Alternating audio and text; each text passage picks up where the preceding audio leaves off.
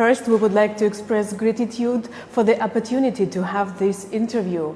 And also, I think it's important to highlight that that is worldwide exclusive. It's your first interview for the last 8 years. And my first question, why did you decide to disappear? Why did you decide to stand by your husband and to keep silence all these years? Well, from my perspective, it was never a question of preference. I stood by him because my conviction didn't tell me otherwise. As for the publicity, I've never been one to chase it, so I couldn't really answer your question. Okay, let's start from the Syria before the war. What do you remember about this country? Well, Syria before the war was undergoing considerable change in many areas. Examples included significant economic growth, the opening up of the economic landscape, unprecedented legislative reform, and the emergence of a new generation of civil society organizations. Now, in spite of this progress, no doubt many challenges remained, not least in terms of insufficient economic opportunities for a young population, the unequal distribution of income, the unprecedented consequences of a drought that Syria had never seen before, as well as the influx of over 1 million Iraqi refugees. Throughout all of this, my role has always been to strengthen Syrian social fabric and support its local communities. And more specifically, this translates to promoting initiatives that encourage inclusive economic growth, primarily through microfinance initiatives, working with civil society organizations to make them stronger, and working with young people to ensure that they have the right skills and abilities and opportunities so that they can reach their full potential. Being the First Lady comes with many responsibilities. I would like to know about your goal at the beginning of this important way. Well, I'm not sure if you know, but I used to be an investment banker. I was heading to Harvard to do an MBA. So you could say that becoming First Lady was never a part of my career plan. This position doesn't come with a job description or a manual. And so I decided to approach it from a citizen's perspective.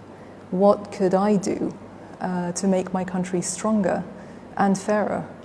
And from the very beginning, I was drawn to helping empower people that work very, very hard every day, often with limited resources, to make the best of their lives.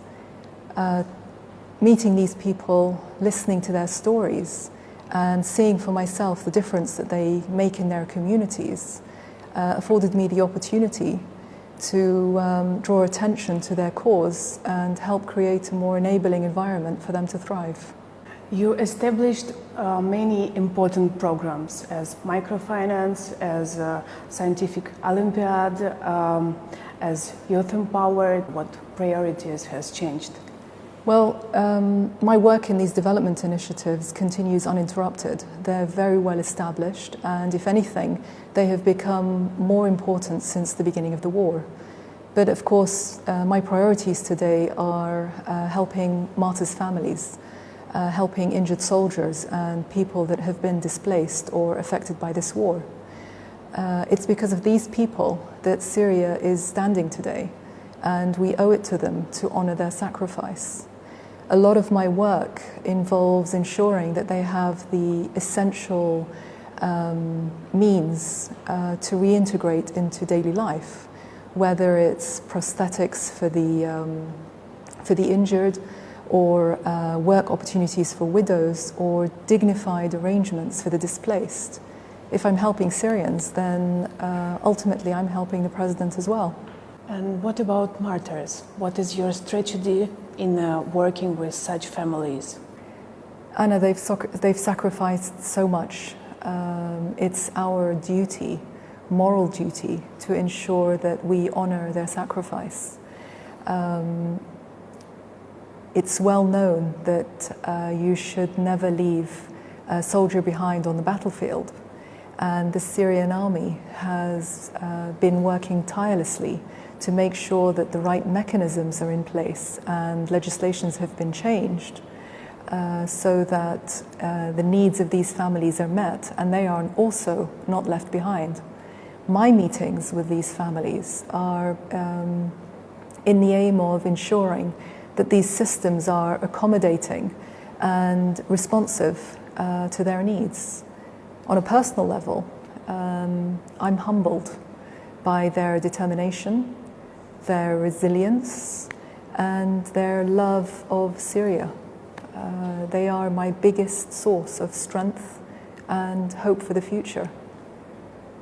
But why you would like this work seems to be disappear on the worldwide? I mean, newspapers, channels, they do not speak about your charity or what you are doing today. I think that's a question you have to ask them.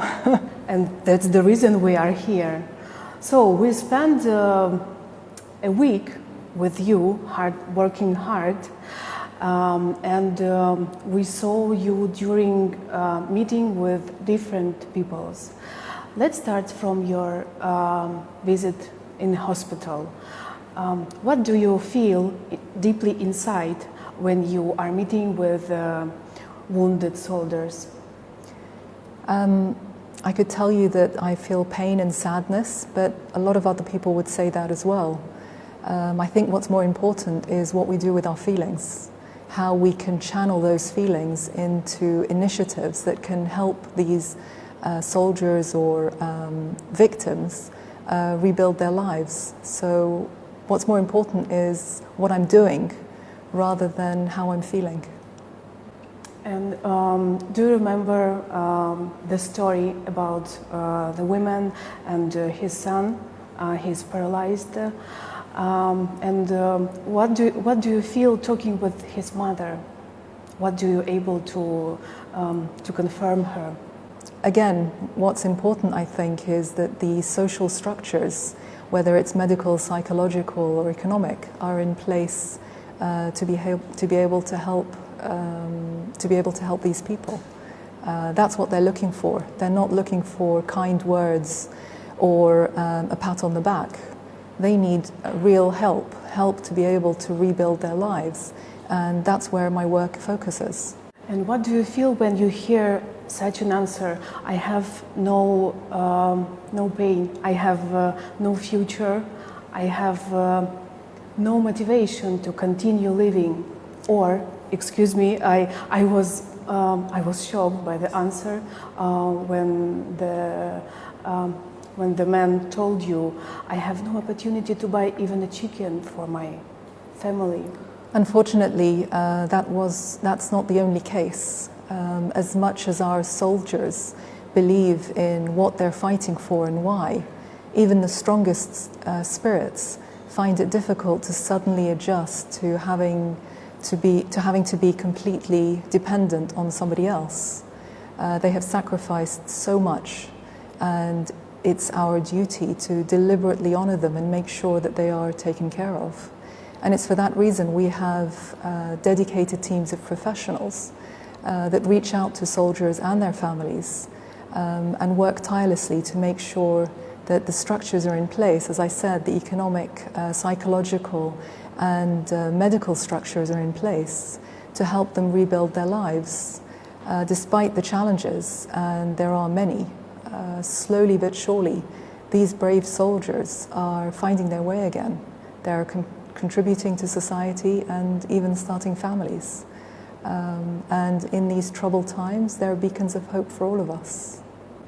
You take a great responsibility because you have, I don't know, thousands of requests, and you promise to everyone to do everything the best of you. Why? It seems to be impossible to help each person, to help each wounded soldier or displaced or family who has kidnapped. You heard the stories as well as I did. Could you ignore them? That's impossible. In Syria, we believe in honoring our word. This is very important. And I offer the help because I'm confident that the necessary arrangements are in place to be able to address these needs. I'm able to mobilize a very strong, extensive network that has been built up over the years of government, civil society, and private sector. And experience has meant that most of these requests can be handled through these established channels. But for me personally, every visit, every opportunity provides a new chance to identify shortcomings in the current systems and processes that need to be changed. And in this way, the effects are multiplied. And if the changes are made, then other people will no longer have to deal with the same problems. And how do you control your team to make this request become true? Well, as I said, first of all, in Syria, our word is our honor, and this is very important. And obviously, the people that work with me share this belief and work within this conviction. Beyond that, I'm a very firm believer in systems, in institutional frameworks that ensure that responsibilities are clear and targets are clearly identified. And by the way, Syria is a small society, and so there have been many times when I have met the same people again. So there's always a way of checking. And what results do you proud of now, by now? Tell you I'm proud would mean that I'm finished, I'm done. The work has been completed and Syria is prosperous. So, and clearly that is not the case. There is still so much more that needs to be done. Maybe one day when Syria is safe again, is prosperous again, you can ask me that question. I think it's very important that people feel free to ask something. And they really do believe that their dreams or their wants comes true. They are not afraid to ask you because you are First Lady. And can you give me your recipe? How do you ask them to ask you something when they don't like to ask? And maybe they feel confused or not confused, they feel nervous about asking something. Human dignity is very important. And as much as possible, I try to make sure that people are not embarrassed or offended in any encounter that we have. And so I'm proactively always asking what it is that I can do to help and how can I help alleviate some of their hardships. And I always say to them, you're not asking, I'm the one who's asking. It's my job to ask. It's my duty to ask. And in that way, I hope that I can encourage them or help them to be more forthcoming. And the following question about safety. So we accompanied you in Syrian Trust in Development, and we also accompanied you on the way to this center, and you drive by yourself. Why do you allow this risk? Very simply, I refuse to live in fear, Anna. Everybody in Syria, you could say, is at risk today. So why should I be any different?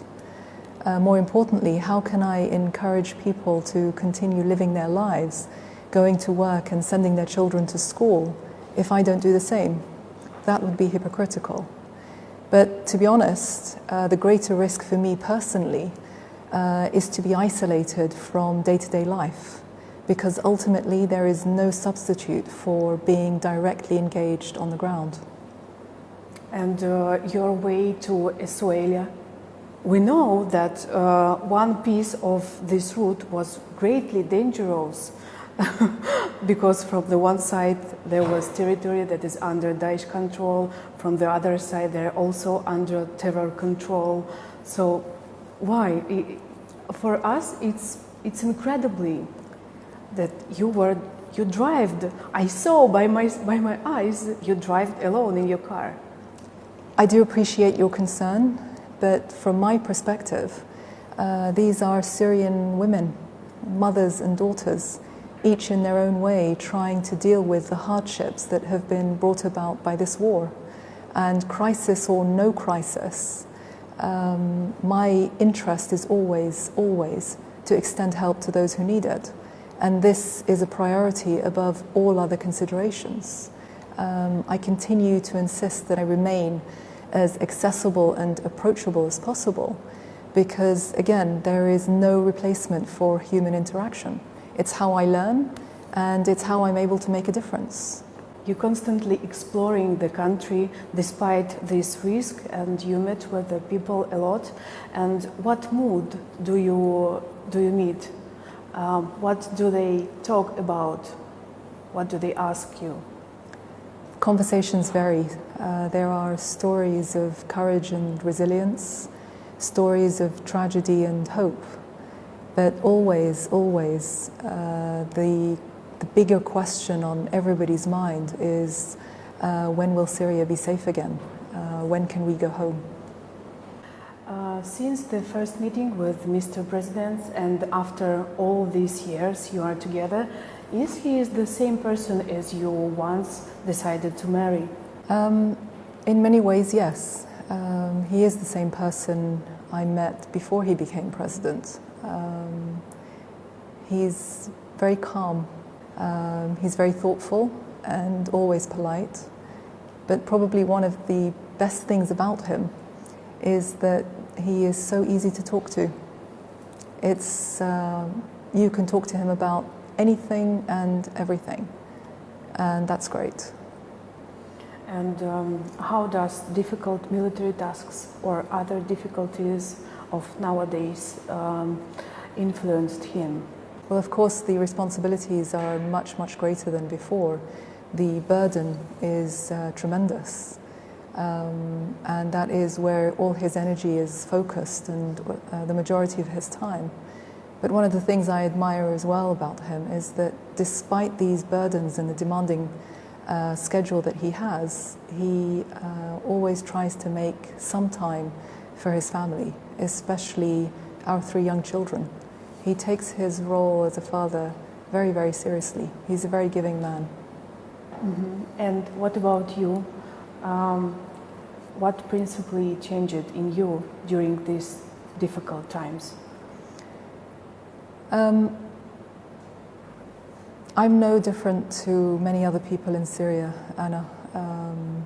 My family has been affected just as any other family in Syria.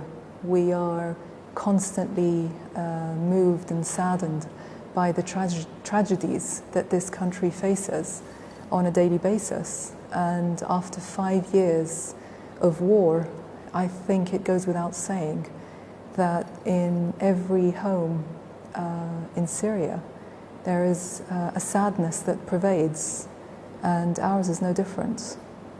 And how did your family cope with the tragic loss? I mean, brother-in-law of Mr. President.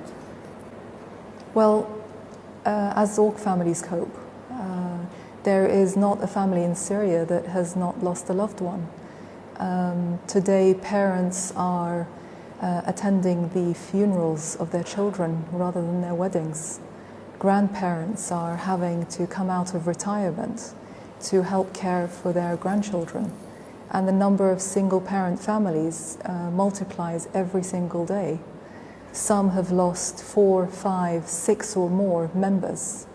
And that is a huge burden on the whole of society.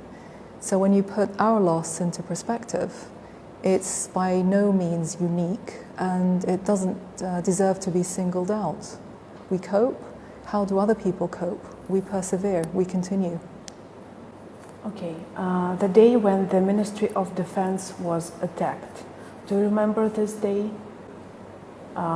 Both you and Mr. President continue with your agenda, and what was more surprisingly for us, that you take your children to the school.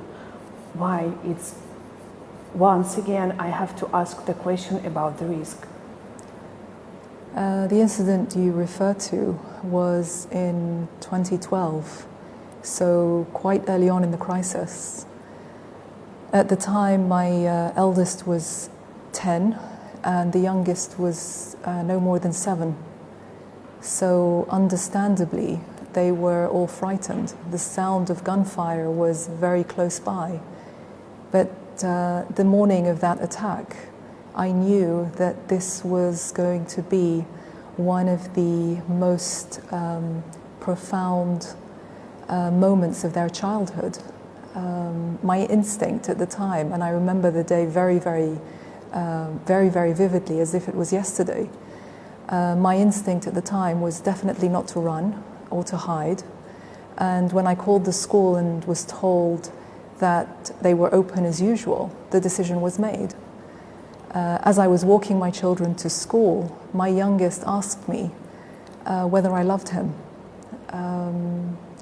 But let me tell you that I walked my children to school that day, not because I wanted to put them at risk, but because I wanted them to know what it meant to face down their fears and stand up for their convictions. And we know that this vacation they spent being volunteers. What was their impressions? If they share with you, of course. Of course. Today, Anna, two of them are no longer children. They're teenagers. But unfortunately, like the majority of their generation, most of their childhood has been spent in a war. This has forced them to grow up too quickly. But I like to feel that it's also helped them appreciate what really matters in life. And so almost every day, they'll come home with stories to share and questions to ask. And as you can imagine, I'm no longer the one setting the topic of conversation or determining what information they have access to. Sometimes they're angry and frustrated, sometimes they're sad. I believe it's my role as a mother to help them develop the skills that they'll need to formulate their own opinions and navigate the world around them, as opposed to telling them what they should be thinking or how they should be feeling. And ultimately, if I'm successful, they'll grow up to be independent thinkers. And how did sanctions influence, first of all, the Syrian people and you as family? Well, I don't think it's a secret to anyone that the sanctions on Syria today have affected Syrian people in very much the same way as the sanctions in the 90s affected socially, seriously, and mortally the Iraqi people. The only difference is that today nobody can claim, and especially those that enforce the sanctions, they cannot claim that they did not foresee the consequences on ordinary Syrian people. You have to ask yourself, where is the benefit of sanctioning basic food commodities? Where is the benefit of blocking vital access to medicines and healthcare equipment? Only a few days ago, I met with an old man who had just been diagnosed with cancer.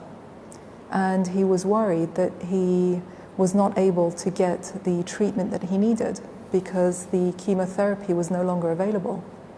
That's what these sanctions are doing to ordinary people. And this is only one example. In fact, just a few weeks ago, I think it was actually last week, the UN released a report that cited the significant increase in poverty and the unmeasurable suffering to ordinary Syrians as a result of these sanctions. What's most ironic is that they were imposed by the so-called Friends of Syria. What this report doesn't tell us, Anna, is that the situation would have been much, much harder had it not been for Syria's true friends who have stepped in and helped offset some of the political and economic consequences of these sanctions. And in this regard, Russia has been tremendous. It has and continues to provide invaluable humanitarian and economic assistance to Syria. And it's these noble efforts that have helped loosen the chokehold on ordinary Syrians. And this is something we'll never forget.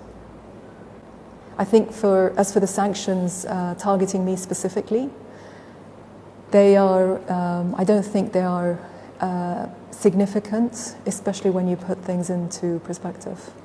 So let's continue with the humanitarian issues. Can you describe the situation? Because we have very controversial information, for example, about the situation around Aleppo. Much has been said about the humanitarian situation in Syria, but in truth, the severity of the situation is beyond comprehension. The displacement, the poverty, the sickness, the suffering is possibly unprecedented.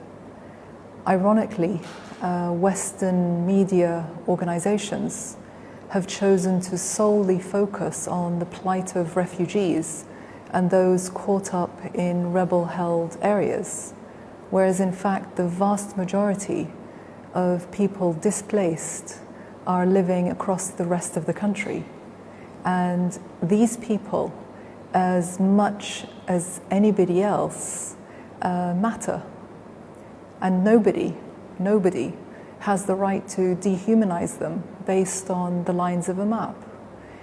Now, in terms of our aid efforts, we are of course extending emergency humanitarian assistance, but there's also an urgent need to restore people's ability to access public services.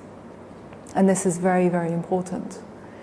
Beyond this, there are programs that are in place that offer psychosocial services, vocational training, and small interest-free loans. Educational support is also provided to children who are struggling or have been out of school for a long period of time. Ultimately, our mission is to ease the dislocation and to remove the indignity that these people have had to endure. And we must continue to do this to the very best of our ability with all the resources we have available to us. I would like to ask about your reaction on different criticism from European press or US press. What do you feel during you read these articles or you see some TV sets? What do you feel? What do you would like to tell the people who target you? Well, first of all, I think it's to be expected. It's part of the position, or it comes with the territory, as they say. Even as this interview wraps up, it's almost certain that I will be subjected to some pretty harsh criticism by certain people or media organizations that are only interested in portraying me in a negative or even superficial manner. That's their agenda, and there is nothing I can do about it. I think these comments are primarily used to test who we are as individuals.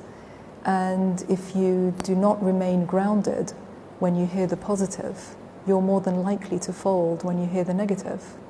You may remember also that at one stage I was the Desert Rose, the elegant First Lady bringing reform, and so forth. As nice as these comments may seem, they actually don't have a lasting impact on me. What's important is that I remain humble and true to who I really am. And as I said, if the positive don't get to your head, then the negative are not going to hurt you either. Okay, and what is about the future? How do you imagine and how do you would like Syria to be as soon as possible? Syria comprises of land that has been continuously inhabited for a very long time.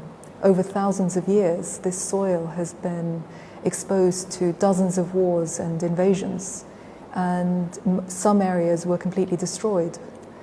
I know that Syria can and will rebuild itself.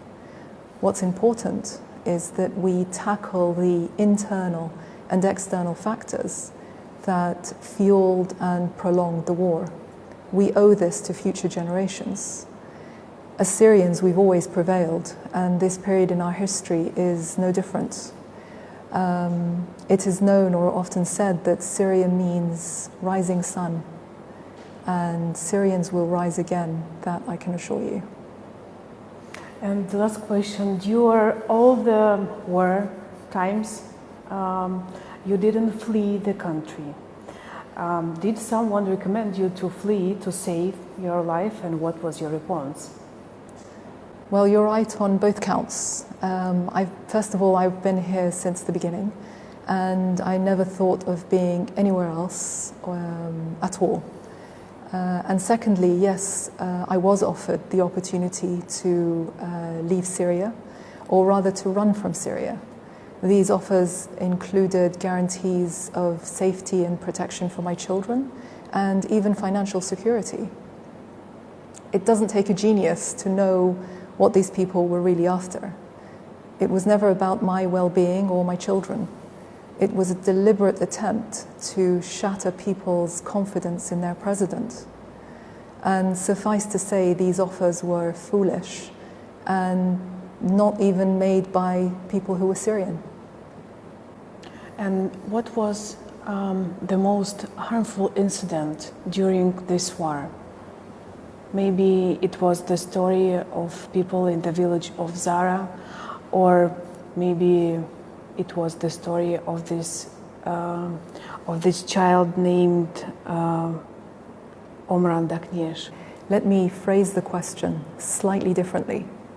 Why was the fate of the children in Zara not given the same media coverage as the tragedies of Aylan and Omran?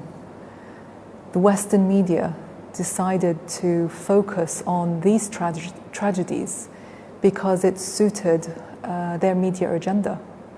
It's actually the West that is dividing our children in this conflict according to the political beliefs of their parents. Aylan was a Syrian child, irrespective of what his parents believed, as was Omran and the other innocent children in the Zara village massacre. These are all children. They are all innocent children. And they are all a loss to Syria, irrespective of which side of the conflict we support. And as a Syrian, I am personally saddened by the loss of every single child, whether it's Aylan or Omran or the many, many others whose names did not reach Western headlines. Ultimately, humanitarian aid should not be determined by geography, political orientation, or religious belief. It cannot be allowed to be driven by political agendas. So thank you for this meeting, really. Thank you for coming.